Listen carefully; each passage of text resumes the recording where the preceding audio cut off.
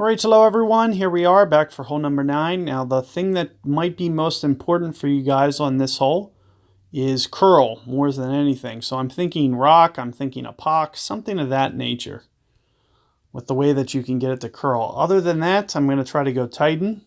So Titan rock, something like that.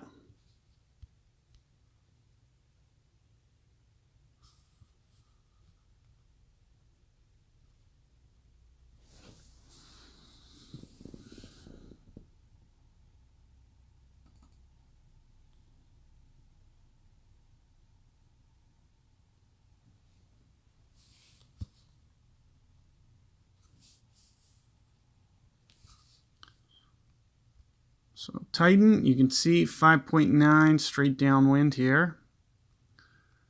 Kind of a northeastern angle. And with the rock driver, that can't be right, is it? 5.9? It says 5.9. The accuracy might be a little bit down on this.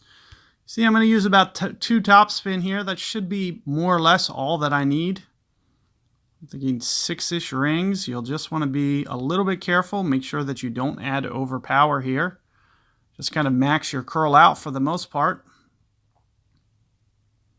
Just try to get this over in that little gully as best as you can. As long as you get it down there somewhat.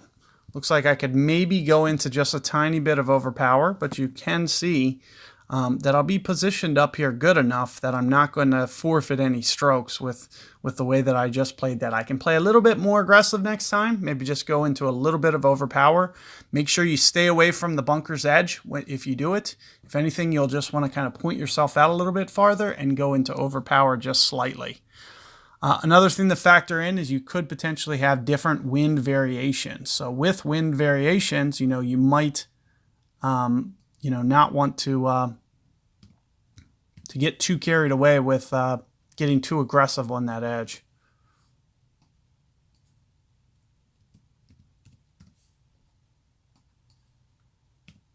Now, I think I did put the sniper back, but problem is I'm probably going to be at a little bit of a range issue with as short as I just drove that. So you guys can probably get yourself in just a little bit better positioning than I did. So hopefully you do that. In fact, you can kind of see what I'm looking at here. So I'm thinking somewhere in the effects of maybe 9 rings down. And shouldn't need much topspin. I might go into a little bit of overpower. You can see I'm probably, even maxing out here, probably will be short. Now, I want it to kind of land in this plane. So I want to kind of aim over here just a little bit because the wind effect is going to kind of draw it back. You can see I'm not really touching the spin. And I'm just kind of, going just a little bit, kind of half overpower and just trying to get it in here. And you can see it's coming in pretty nice. Perfect ball. Might have been all over that. So not much you need to do with the spin there. If you can drive it a little bit farther, you will be able to hit a little bit more of a precision shot. However, just do what you need to do to kind of keep it in range. Keep in mind that a full sniper will pretty much land about 10 rings down.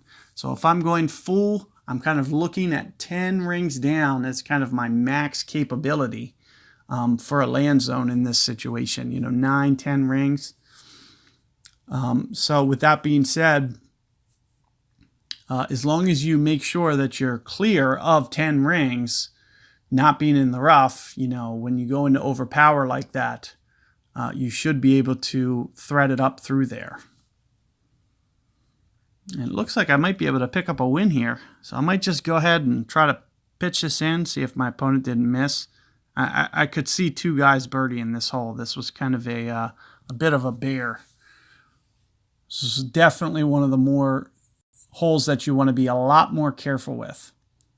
But you can see with the limited ball guide, if you can just get your drive up just a little bit farther than I did, which means that you'll go into overpower and just kind of aim a little bit more left than I did. And, potentially put yourself up there pretty good.